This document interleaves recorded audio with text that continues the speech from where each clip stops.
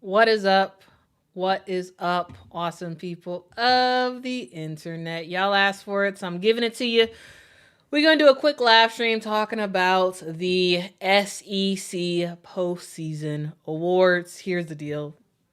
All conferences do this every year, where at the end of the season, they have a list of awards that they give out from Player of the Year, Coach of the Year, to all first team, all second team, all defense, all freshmen.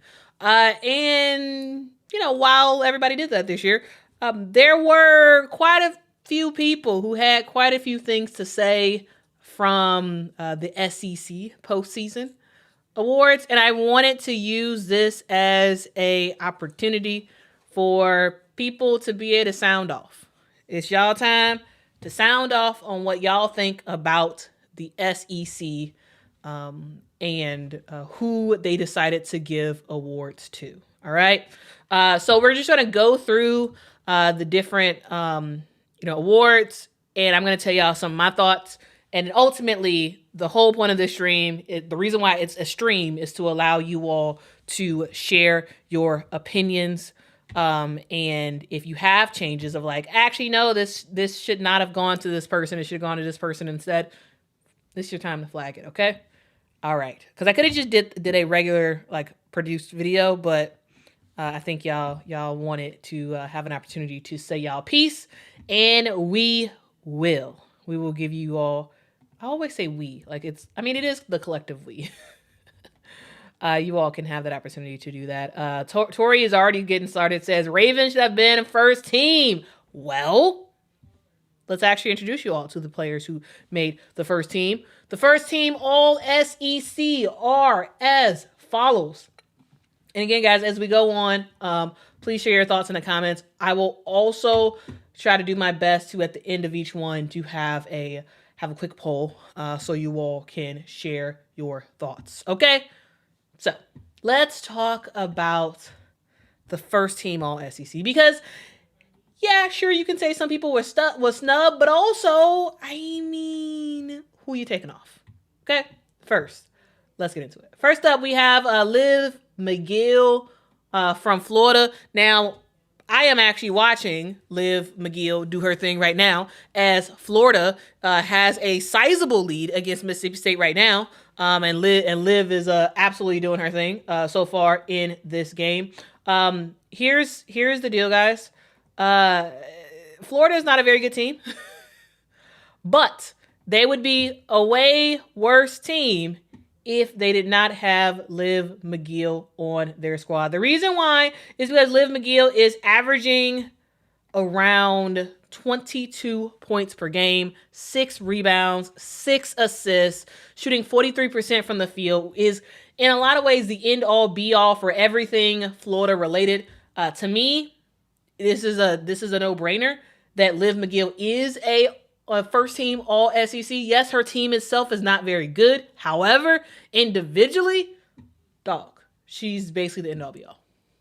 Next up, we have Dani Carnegie from Georgia on the first team all SEC. And to me, this also makes a whole lot of sense because Dani Carnegie, again, is a fantastic player. Also, I should add, Liv McGill is a sophomore. Dani Carnegie is a sophomore as well, and Dani has been doing her thing. The 5'9" guard out of New York has been rocking and rolling with Georgia. 18 points per game so far this season. 5 rebounds per game, shooting around 43% from the field. Here's the thing: you all have seen some really good games from Georgia this so far this year. And in the midst of some upsets that Georgia has gotten, and in the midst of some close games Georgia has gotten, Dani Carnegie has been right there for the Lady Bulldogs, absolutely doing her thing, and in my opinion, also was the player who deserved to be a first-team All-SEC player. Next up, Clara Strack, the big woman in the middle for Kentucky. Y'all, this girl is a walking double-double. 10 rebounds a game, 16 points per game. She is a block machine as well. She just had a game against Arkansas where Kentucky just destroyed Arkansas. It was close in the first half, but it was over in the second half, and Clara Strack absolutely did her thing earlier today with 22 points, 13 rebounds, and 3 blocks. All right, so I'm just saying. So another player that, in my opinion, I'm like, okay, yeah, absolutely. First team all SEC. Makes a lot of sense to me, right? And again, as we're going through this, if you all could share your thoughts, that would be amazing. All right. Next up, we got Flau'jae Johnson, Big Foe, as a first team all SEC player. So far this year, she's averaging around 13 points per game, about 4 rebounds per game, shooting around 46% from the field. To me, it could have gone either way. I could totally have seen Flau'jae on the second team and had somebody else take that spot. Because in my opinion, she has been a bit inconsistent. Don't come at me, LSU fans, but she has.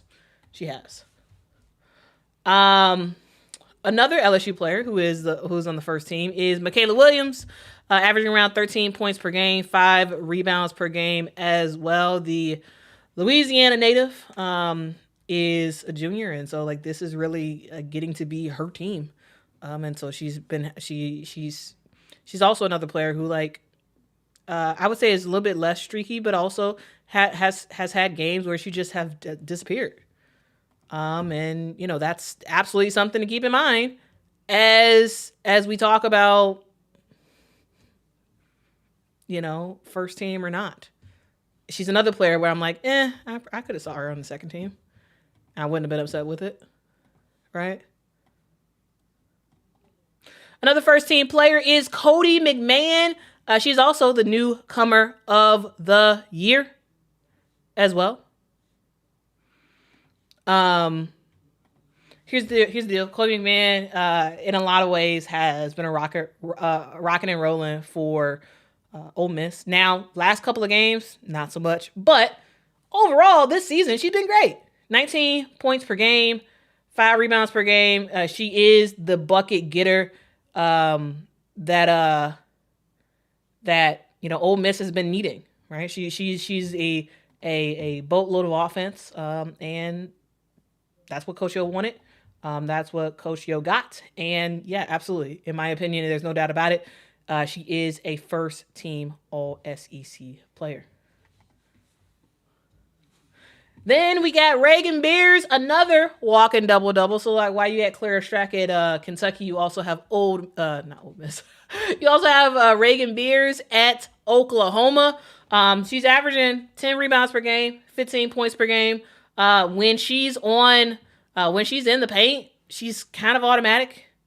It helps to also have some guards that can score as well to kind of allow Raegan to kind of do her thing. At times does she kind of disappear in Oklahoma's offense? Yes. But definitely is a top player for Oklahoma, top player in the SEC, and I understand why they gave her the nod for first team. Next up, Joyce Edwards of South Carolina. To me, yeah, this is a no-brainer.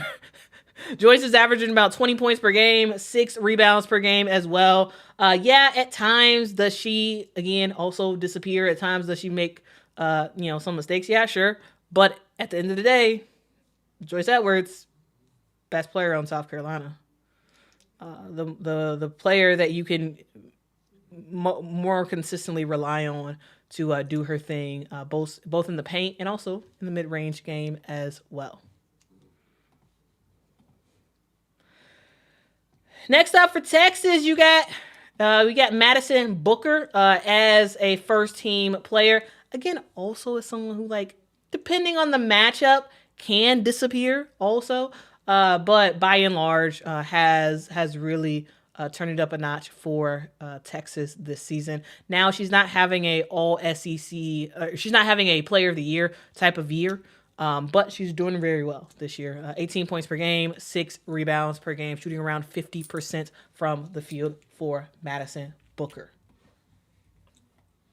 And, of course, you got Mikaylah Blakes, the best player in the SEC. In my opinion, the best player in the country this year. Mikaylah Blakes is dominant. shooting 20 scoring 27 points per game. She's not only is she a efficient shooter, she's also someone who can pass the basketball to her teammates as well and get everybody going. Now, does she play 40 minutes a game? Yes. Is that not ultimately good for her in the long run? In my opinion, it's not. But she's doing her thing. She is the best player. And dog, it is what it is. Mikaylah Blake's on the list. All right?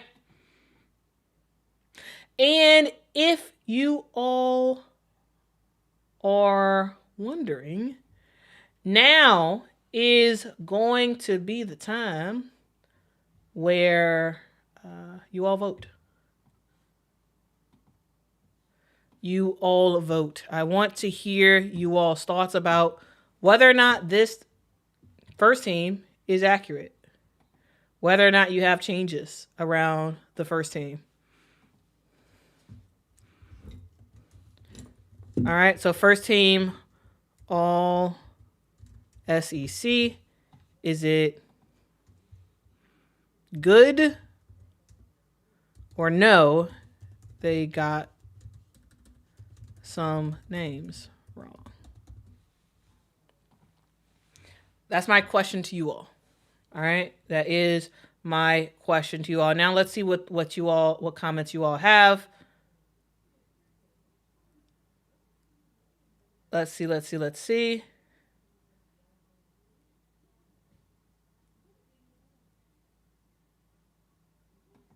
Daniel says, I think Okot, Madina, especially at the end of the season, has shown her dominance much better than Strack and Beers. Yeah, but if you look at the whole season,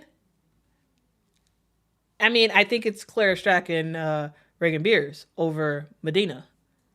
However, yes, the last couple of weeks of the season, yes, Madina has been going off, and yes, in my opinion, has been better. But the whole season, no, I wouldn't put Madina on the first team. Personally, I would not.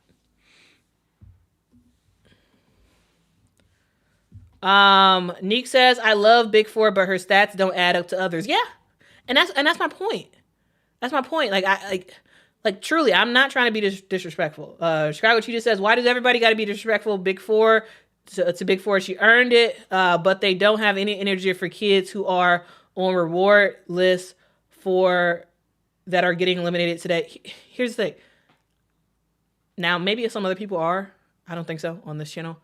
I'm not trying to be disrespectful at all, but I'm literally, that's why I wanted to go through some of the stats. Now, do stats tell everything? No, they don't. But like, truly, I do think there's a difference between, Mikaylah Williams and Flau'jae and the rest of the first team all SEC. I don't think that's disrespectful at all. I think that's just facts. Stats wise, neither one of them are having a fantastic year. Is that okay? Yeah. Not everybody's going to have a great year every year, right? And even amidst that, is Flau'jae Johnson pretty amazing? Yeah, she is. She's a really good player on the court. Will be drafted high as a result. But it's not disrespectful to point out, in my opinion, the obvious. I don't think that's disrespectful. I don't. And if it is, then I mean, I don't know what to say. Like, are we not allowed to give actual opinions based on actual facts? Like, literally, I walked through the numbers. All right. But yeah, that's my thought. Who votes on it? Coaches vote on this. Yeah. So coaches cannot vote for their team or players, or their own players, and so yeah, coaches vote on this.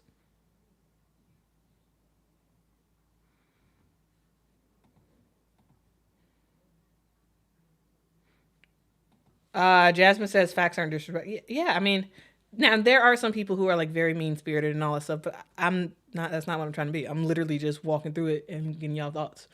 and sharing my thoughts as we go through. All right, so that's the first team, all SEC. Let's see what the poll says. Well, it looks kind of close to 50-50. 52% says you don't agree with the full list, says it got some of the names wrong. And then 48% says you're good with it. Oh, now 46.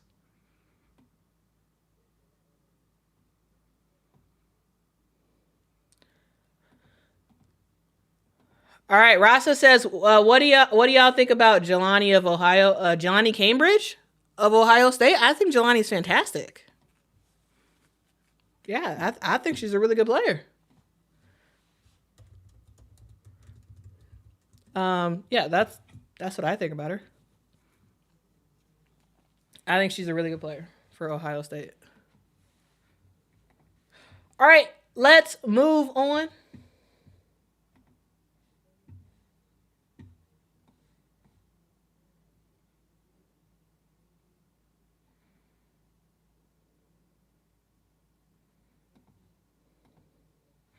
All right, now let's go on to the second team, all SEC. Now, again, we're going to do a super quick rundown of all the players who are on the second team. And we start off with Alabama and Jessica Timmons. So far this season, Jessica Timmons is averaging 16 points per game, 4 rebounds, shooting 44% from the field. And Bama does play Mizzou later tonight. All right, we also have Tonie Morgan of Kentucky. Now, here's the deal. Kentucky, yes, is all about Clara Strack, and yeah, she's the best player, and yada, yada, yada. But here's the deal. Now, I'll say here's the deal a lot, but like, truly, here's the deal. Tonie Morgan is the reason why Kentucky is as good as they are. Now, yes, is Clara Strack amazing? Yes, she is. She is fan-freaking-tastic. Big fan of Clara Strack. And the player who is passing the basketball a lot to Clara Strack, who is that? Tonie Morgan. Tonie Morgan, I think I like about her, and the thing I like about Kenny Brooks and like his system is like, you see coaches that are like very flexible, right? Don Staley is one of those coaches where Gino Auriemma is one of those coaches. Kim Mulkey is one of those coaches where, they have like, you may see like a particular era from them where it's a certain type of offense that's being run and through certain positions, and that's like the big emphasis. But they're flexible enough to sort of make micro adjustments over the years and like completely change the way they play basketball. Now, if you all remember, back before Kenny Brooks even went over to Kentucky when he was at Virginia Tech, this was very much a high volume shooting type of offense. It was a our point guard is someone who can pass the basketball, but our point guard is looking to score a lot of the time. And we have a big woman down low that can kind of be our anchor. It was the point guard and the center that was like the big scorers for the team, right? And it was all about the scoring. Georgia Amore, y'all remember her? Georgia Amore was like the big scorer for the team, and like it was all about the buckets that she can put in the basket. Now, yes, her passing was really good, but also her benefit to the team primarily was her shooting. Now with Tonie Morgan, she's not that. Tonie Morgan is very different than Georgia Amore, but it works, and it works really well. Tonie Morgan is a point guard who can score. In some ways, she can kind of be a reluctant scorer. She definitely is looking to pass way, way, way more than she's looking to score. And in a lot of ways, she just kind of like facilitates the offense and can get hockey assists and be able to figure out ways to pass her teammates open. And yeah, for sure, it's definitely a down low type of offense with Clara Strack is like the main person, and her and Tiani Key kind of working off of each other. But like the point guard position has definitely changed from George Amore to now Tonie Morgan, and I really like what Tonie Morgan is doing. I think she's a really good player for Kentucky. Now, is her stats like crazy? No, but if you just watch Kentucky play and you watch her on the court, she just has such a great feel for the game, a feel for how to make her teammates better. She is the second best passer in all of women's college basketball. She's number 2 when it comes to assists. She's averaging 8.2 assists per game, 13.9 points per game. She's shooting around 47% from the field.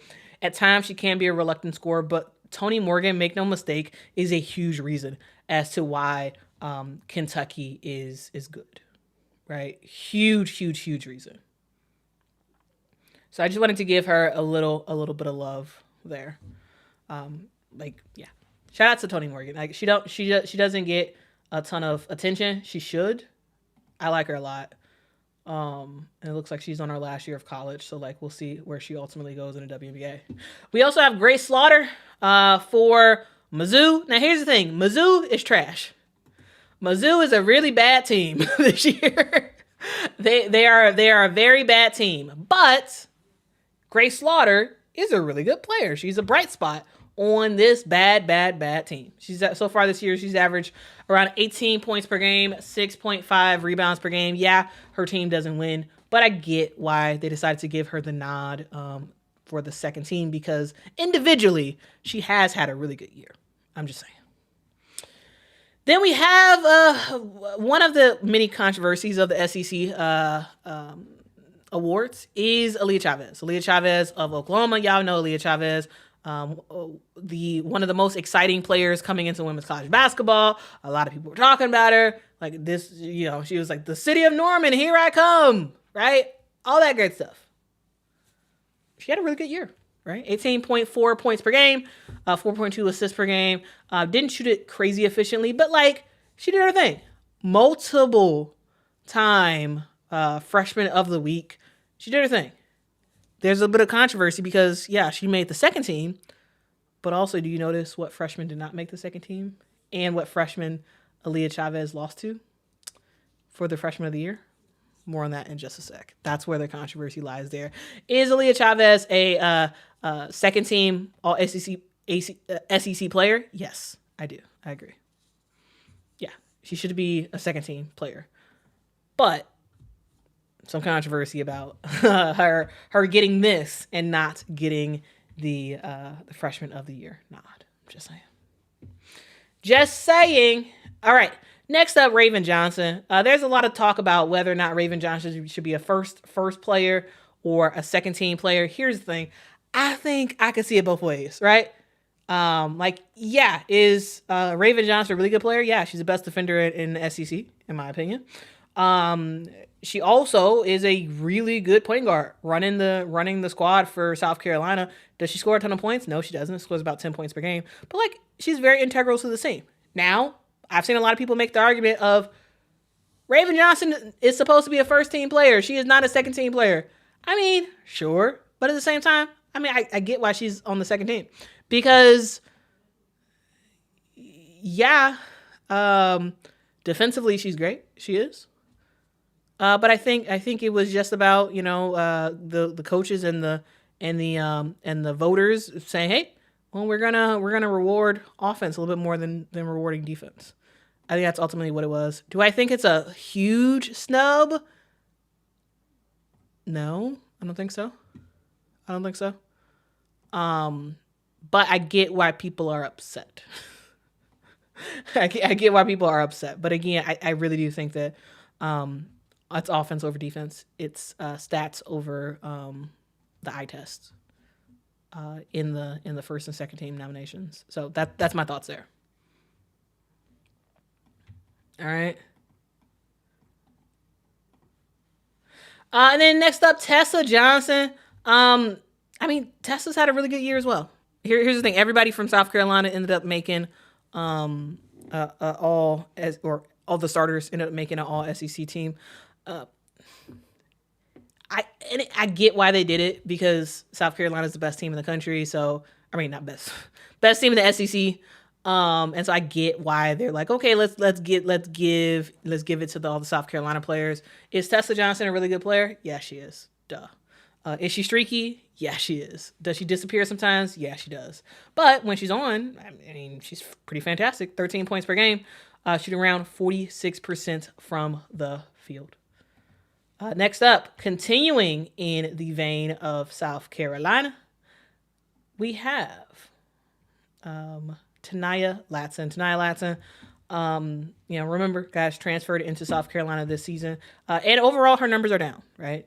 We all know that. Like, that's not a surprise at all for anybody who has watched this year. Like, yeah, she's definitely not the main player as she used to be back when she was at Florida State. But she is winning, so that's something. So far this year, she's averaging 14 points per game, shooting around 49% from the field. And again, another South Carolina player. Finally, Madina, Okot. Madina is fantastic. The last couple of weeks in particular, I just have been watching. I've just been enjoying her game more and more and more.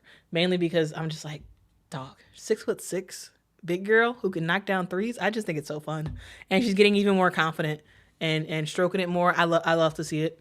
To me, it was a no-brainer that Madina is a second team All SEC player. 14 points per game, again, averaging a double-double, 10 rebounds per game. She's shooting almost 60% from the field. 3-point wise, she's absolutely doing her thing, shooting 47% from the three. That's crazy for a 6'6" player. Crazy. But personally, I love to see it. Then we have Talaysia Cooper of Tennessee. Here's the thing. I'm of the mind that, I'm one of those people that I'm just like, could Talaysia Cooper have made it into that first team? I mean, yeah, kind of. Like when I think of Tennessee this year, the best player by and large is Talaysia Cooper.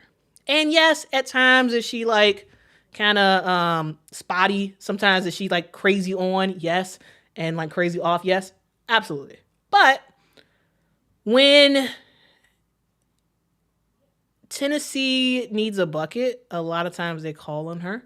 And she's had some pretty big games this year. Now, were a lot of her big games in losses for Tennessee? Yes. Right. She had 29 points in that loss against Texas. She had 30 points in the loss against Ole Miss. But I could absolutely see a real argument for Talaysia Cooper being a first team player. And, hypothetically, if I actually had a vote, I probably would have voted her for a first team for Talaysia Cooper. I probably would have, yeah. More than a lot of the other people on the list for the second team. I probably would have bumped her up. And then another second team player we got, Rori Harmon. Rori is one of those players that, if there was a third team, All SEC, I could totally see her being on that thing. I like Rori a lot. I'm a big time fan of hers. She's had a pretty strong year. I would say not as strong as some other people that you could probably possibly make an argument for. Being on the second team, so that's a thing. Around 8 points per game, 6 rebounds or 6 assists per game, shoot around 46% from the field. This is one of those players that I'm like, well, if there was a third team, I could totally see Rori being on that, and somebody else getting added to the second team. And then we finally have Pryor of Texas A&M. Here's the deal, y'all. Texas A&M is having themselves a moment, and the moment is largely being caused by Pryor. She's averaging around 16 points per game, 7 assists for her team, shooting around 41% from the field. She is a bucket. She is a leader as a senior, as a very short senior, 5'3". And she makes a lot of stuff go for Texas A&M, especially as of late. She's been rocking and rolling. So yeah, I'm in full support of Pryor being on the second team. Now, with all that being said, who y'all got? Who do y'all have? Who do you all have? What changes? What changes do y'all have to the second team? What changes? El Kune says, I disagree with Latson being there. All right.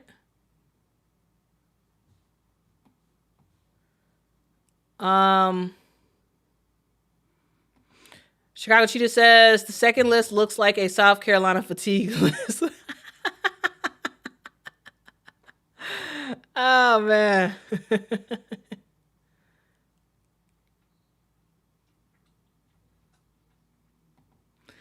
K-Jack says, can't convince me 4 Gamecocks on second team is not rigged. I mean, they voted. Coaches voted, and that's what they voted for.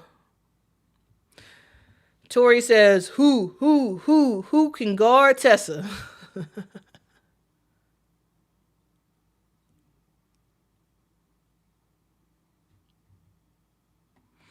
Now, again, I've seen people say Raven on the first team, but also I totally, again, like, I don't think you can make the argument, but like, I don't think it's like crazy strong. It's sort of like,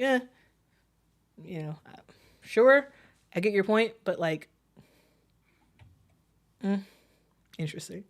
K-Jack says, the only freshman to make the second team but didn't win freshman of the year? What? Yes. Yeah, we gonna talk about that. We gonna talk about that. Yeah.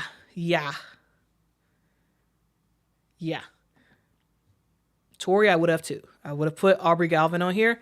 And again, I'm a big fan of Rori. I like her a lot. However, to me, Rori would go down and I would move Aubrey Galvin into the spot. But though there's 11 players for the second team, which is interesting. Only 10 players for the first team. And yeah, no Mikaylah.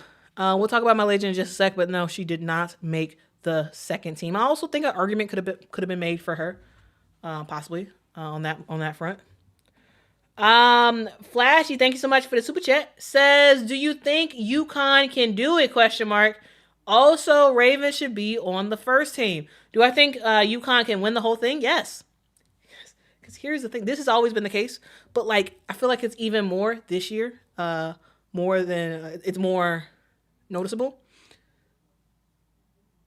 The Big East is not very good. Now, this is not a news flash to anybody about that. This is not me being disrespectful to anybody on the Big East. It's just a fact. They're not very good compared to UConn. And so UConn has basically had an easy run so far. Now, yes, did UConn pick some challenging non-conference games? Yeah, sure. But UConn hasn't had a tougher schedule than UCLA, who, I mean, you could make the argument that like UCLA or South Carolina could be put higher than UConn for like the number one overall, because it's way more challenging in the Big Ten and the SEC than it has been in the Big East, where, in some ways, Gino has been allowed to load manage. He's been allowed to load manage. And I'm just like, dog, Dawn can't load manage. She can't do that and be like, okay, Joyce, go on, sit down. We're not gonna have you play in today's game, right? We're gonna limit your minutes because we wanna make sure you're good for the tournament. She can't do that. Gino has, yeah. Sarah Strong, she did some load management this year, which is crazy to say for a sophomore, but like that's what she did. And there was one of the commentators I forgot who it was. One of the commentators was basically saying something like talking about UConn and saying that like UConn doesn't totally have an argument to be the overall number one seed. And in a lot of ways, it's based on what they did last year. And that's true. That's true. They're the number one overall seed because, yes, they're undefeated, playing against basically nobody. Again, not trying to be disrespectful to the Big East. It's just that they don't have top 25, let alone top 10 teams. Like they don't have that. They don't. It's not very challenging. Right? And so, yeah. I could see UConn winning it all because they got a chance to rest. They've been resting this whole time. While the SEC has been beating each other up left and right. They've been beating each other up. UConn has been able to load manage. They've been able to rest. This is a team that played... How many top 10 teams did they play all year? How many? I believe one. I believe, guys, I believe that Michigan might have been their only top 10 game all season. Whereas you look at UCLA, you look at South Carolina, you look at, Texas, like way more top 10 games. And so, yes, UConn is on top because they won a championship last year. And because, aesthetics-wise, saying you're undefeated on the season is great, right? And they're like, and then the committee seems to want to reward that. But, like, UConn hasn't played many people. They played one top 10 team. One. Y'all remember Thanksgiving break when we saw Texas and UCLA and South Carolina all play each other back to back? And so within 2 days, Texas and South Carolina and UCLA played bigger competition and more talent, top 25, top 10 wise, than UConn has played all season. So yes, 100%. Thank you for that super chat. Yeah, I do think UConn can do it and can win it all because of how kind of easy it's been for them. It's been easy for them. Whereas the SEC, they've been beating up on each other. The Big Ten has been beating up on each other. So by the time they make it all the way to the championship, now, yes, no excuses. If you lose, you lose. You can't say, it's because the conference I play in, because you can't change that, right? UConn is not doing anything nefarious. It's not their fault they're in the Big East. It is what it is, right? But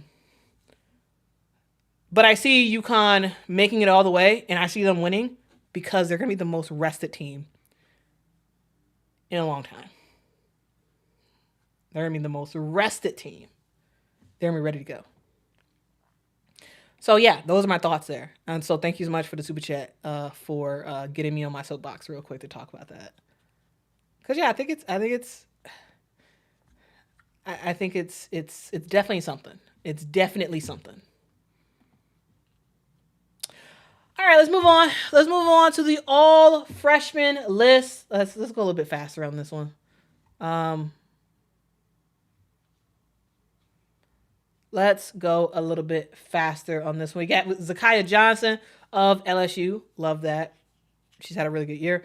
Madison Francis of Mississippi State. Yes, absolutely. By the way, Madison Francis is actually playing right now against, as Mississippi State is taking on Florida. Florida is winning 59-41. Also, Aaliyah Chavez from Oklahoma. Yes, absolutely. It makes a lot of sense. Mia Poldo of Tennessee. Yes, Mia Poldo is really good. And like her being out for those couple of games, I think it really did hurt some of the cohesion of Tennessee. And then Aubrey Galvin for Vandy. Those are your top 5 freshmen of the SEC. I have no issues.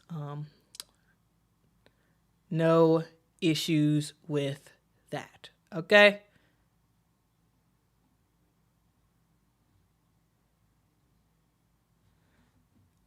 All right.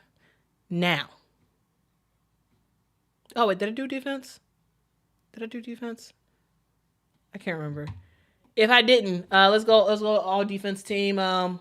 We of course have Raven Johnson. We have Pryor of Texas A&M. We got Clara Strack of Kentucky. Got Madison Francis of Mississippi State and Rori Harmon of Texas. No issues there. I think that's a solid top defense team for the SEC.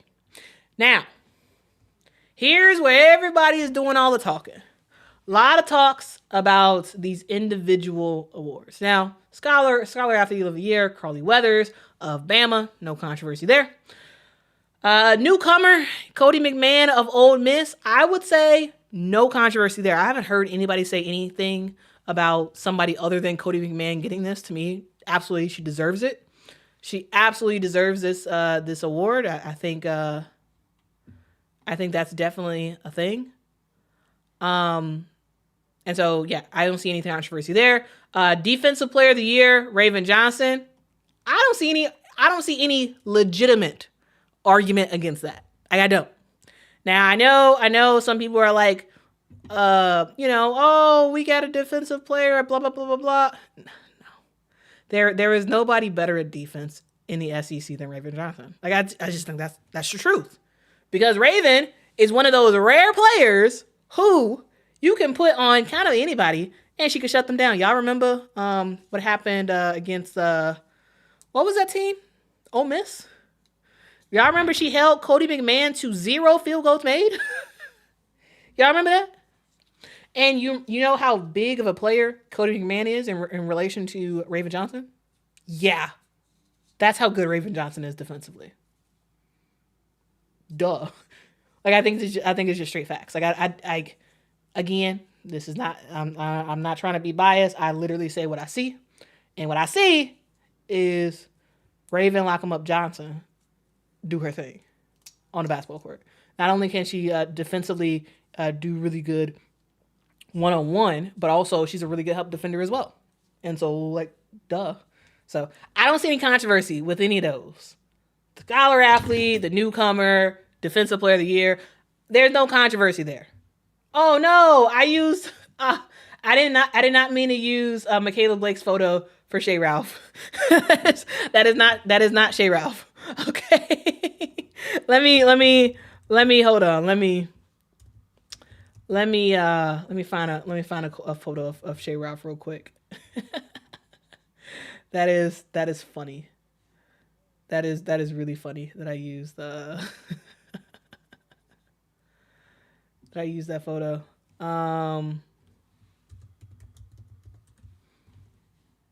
Sorry about that. I'm gonna change out the photo for Coach Shea Ralph.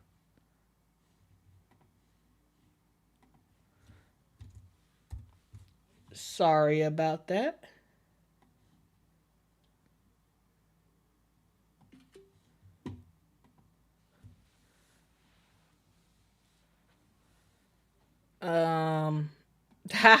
That's Shea Butter.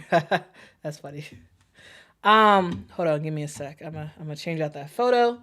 And then we'll go through the rest of them, which does allude to some controversy. And I want to share my thoughts and get you all's thoughts about it as well.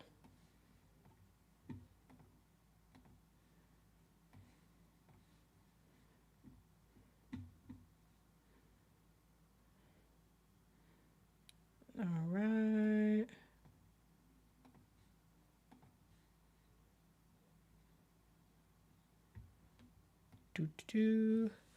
Blue Skidoo, Weekend 2.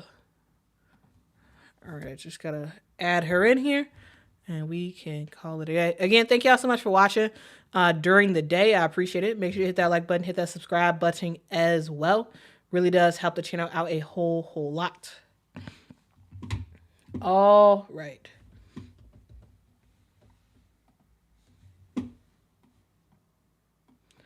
Okay, here we go. Here's the new graphic.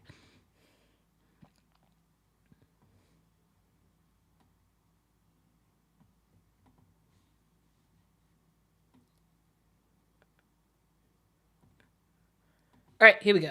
All right, so again, no controversies for the top level players. And then here's where the controversy lies. One is Shea Ralph getting Coach of the Year. Now, here's the thing. I am one of those people who was like, yes, Shea Ralph deserves to get Coach of the Year. Shea Ralph is a fantastic coach, right? She has turned around a program that was actually really bad, and has turned them into a winning team. Remember, guys, back in 2021, this Vandy team was 16-19 overall. They were 4-12 in the SEC. Shea Ralph comes in. She has a 5 to 6 year plan. She starts to execute that plan. She gets some really fantastic recruiting in. And this year, they are 16-0 at home, 27-3 overall, with all the games that they've lost being in SEC play against really good teams. This is a fantastic squad. A fantastic squad with a fantastic system that, to me, shows that they're going to be very successful for years and years to come. Shea Ralph has done amazing with Vandy, and yes, deserves to be the Coach of the Year. And at the same time, there is a total argument that could be made for Dawn Staley winning the Coach of the Year for the SEC. The reason why is because this was supposed to be an off year for South Carolina. This was supposed to be an off year where people counted South Carolina out and didn't think South Carolina was going to be as good as they have been this year.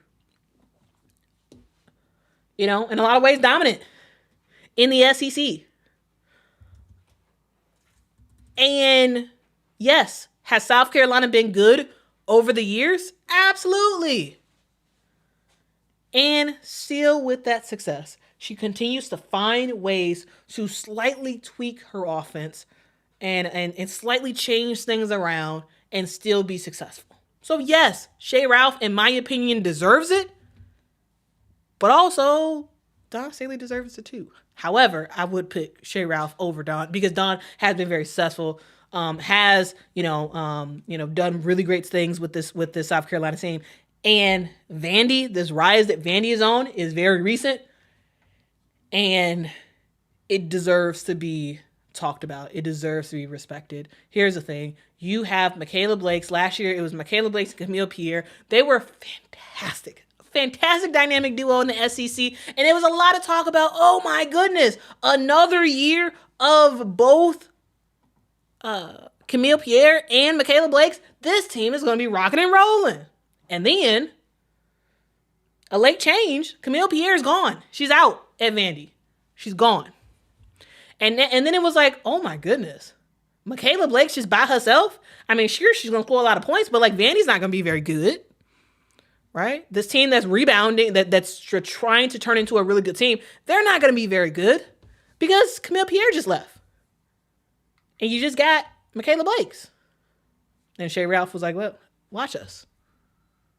Sasha Washington has had a really good year this year. And then you got the freshman of the year, the girl who has come out of nowhere, in my opinion, has come out of nowhere because I didn't know who she was coming into this year for Vandy. Like, I need to do a better job at like sort of scouting incoming freshmen. I have to do a better job at that. Um, but yeah, I didn't know who she was really coming into this year. You know, she's a Chicagoland native, so that shout out to her. I believe she's from Deerfield. But yeah, I didn't know much about her. But as the season has gone on, she's just gotten better and better and better and better. And all of a sudden, Vandy, who was supposed to have fallen off,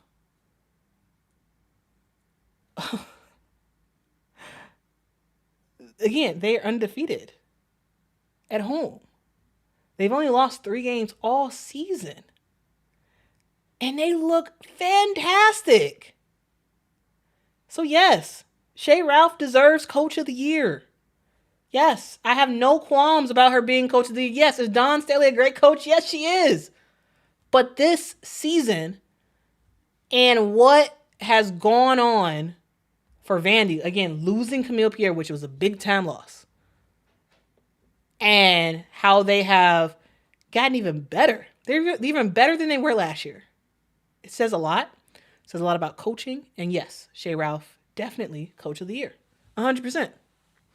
6th Woman of the Year, Mikaylah Williams. I mean, yeah, Mikaylah Williams is the best player off the bench in the SEC. She was last year. And she is again this year. So going to a new team didn't really change Mikayla's role very much. Not really. She's still a spark off the bench. She's still someone who can bring a boatload of great stuff and a boatload of like not so great stuff. Like right. She might have some fantastic steals and get some really nice buckets. And also she might do a behind the back pass. She could also do a behind the back pass that like was supposed to go to her teammate, but instead goes out of bounds. Like, you know what I'm saying? Like it could be the greatest of things and the worst of things. And so like, yeah, I mean, yes. Mikaylah Williams was the best player off the bench in the SEC before she came to LSU. She still is. Nothing new has changed really for Mikaylah. And the most controversial of all the decisions is Freshman of the Year. Now, here are my thoughts. If you all don't know, Aaliyah Chavez was someone who, I believe that she broke a record of how many times she actually won the Freshman of the Week for the SEC.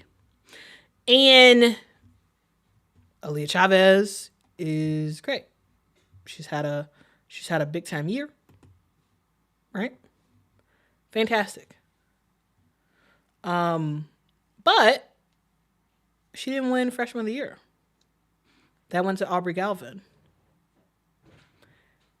And I gotta say, Aubrey Galvin won Freshman of the Year 5 times. Or Freshman of the Week, I'm sorry. She won Freshman of the Week 5 times. Aaliyah Chavez won Freshman of the Week 8 times.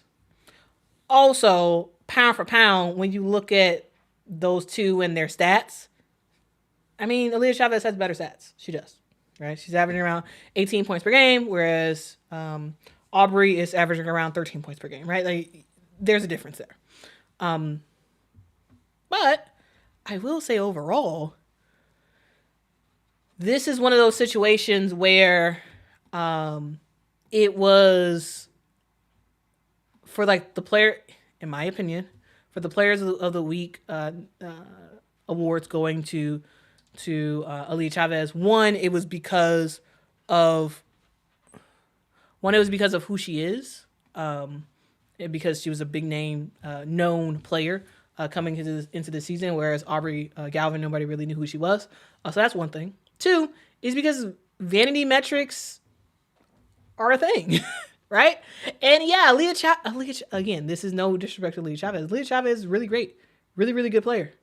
But it seemed like when it came down to it, the voters voted based off of efficiency, based off of overall team performance, when it came to the Freshman of the Year. Because when you look at both of these players side by side, right? Aubrey Galvin is shooting 42% from the field. has to be definitely more selective in the types of shots that she takes.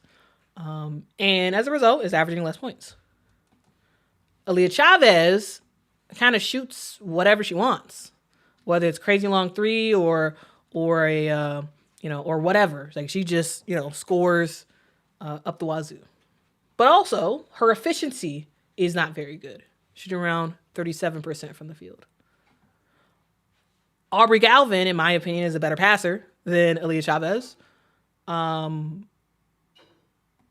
Rebounding wise, they're basically the same. It's not much of a difference there. But to me, it does seem like when it came down to it, yes, Aaliyah won all those players of the weeks, freshman of the weeks. But when it came down to it, the voters were like, well, Aubrey is a better overall player, probably because who she's playing with. She doesn't have as big of a leash as Aaliyah Chavez. And because she doesn't, she's just way more efficient than Aaliyah Chavez. And it seems to be that's what has caused them to vote the way they voted. Now, do I agree with their vote? I actually don't. I don't actually agree. I actually think that the freshman of the year should have been Aaliyah Chavez. With all that being said, it should have been Aaliyah Chavez. Aaliyah Chavez has had a better year as a freshman than Aubrey Galvin. And Aaliyah Chavez has been doing it all season. Whereas Aubrey Galvin, as time has gone on, she's gotten better and better and better as the season has gone on. So that's my thought process on why Aubrey won. But I don't think she should have won. Is Aubrey Galvin great? Yes. Do I love the fact that she's from Chicagoland? Yes. But should she have won this award? No. It should have been Aaliyah Chavez, in my opinion. But what do y'all say?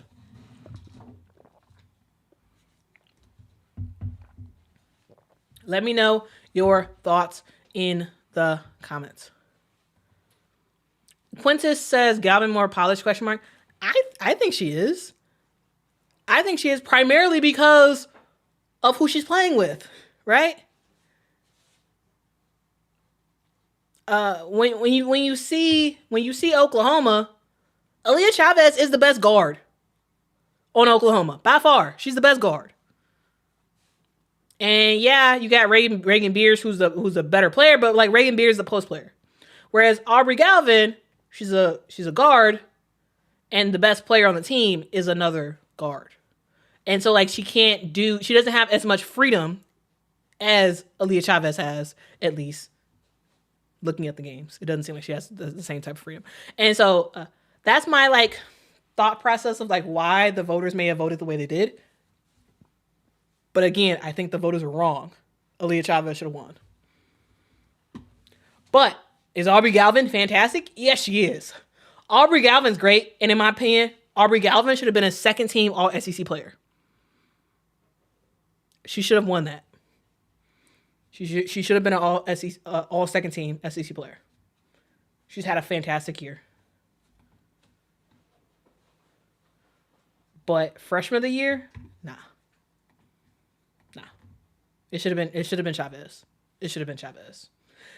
And the thing that is a no-brainer to everybody and no controversy is Mikaylah Blake's as the player of the year. I mean, I don't know anybody who has made a real argument against Mikaylah Blake's being the player of the year.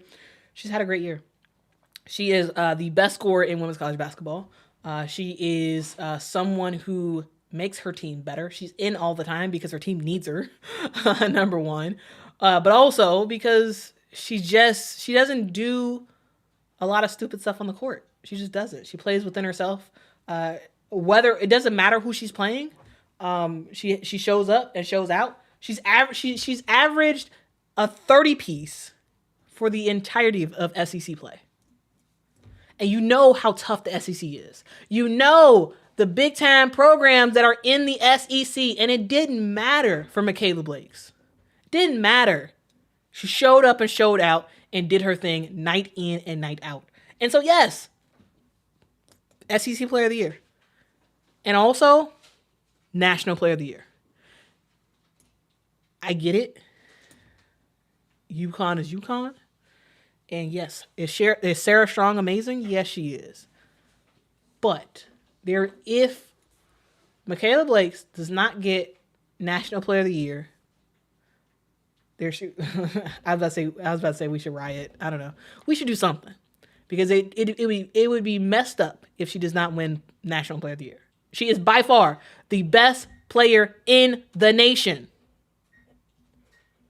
She is from the season, based on the competition of who she played. So those are my thoughts there. Yeah, those are kind of my thoughts. And let's see what you all have to say. Gregory says she shoot more than anybody. Here's the thing.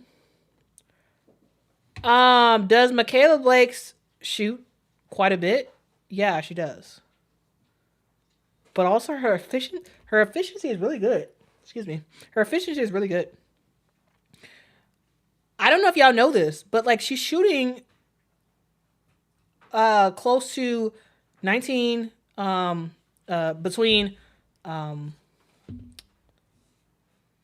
she's shooting around 46% from the field. So sure. Does she shoot a lot? Yeah, she does.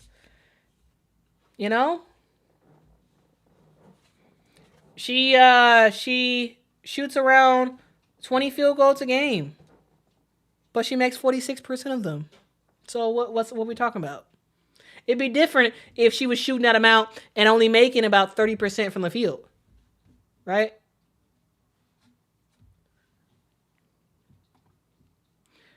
And so yeah, she shoots a lot. And yes, she gets fouled a lot.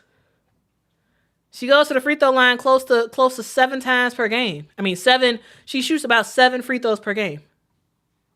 Yeah, she does.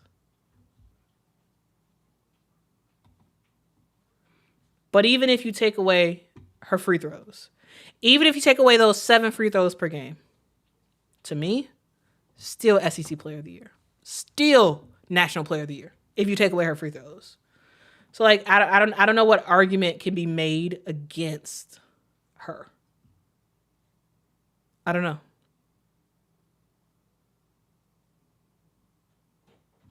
And so, yeah, those are my thoughts. Thank y'all for watching. Make sure to hit that like button, hit that subscribe button. Guys, I will be live later today to do the Unrivaled Championship, so make sure to watch the channel for that. Got a whole bunch of other live streams in the hopper for tomorrow, so I hope y'all are excited about that. Also, I will be doing just a full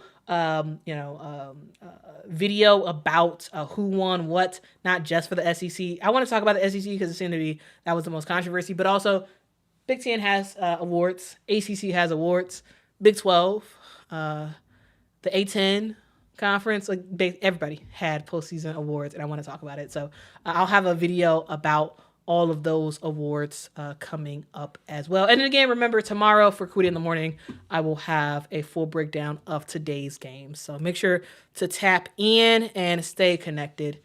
And yeah, I'll see y'all soon. Until next time, guys. Bye-bye.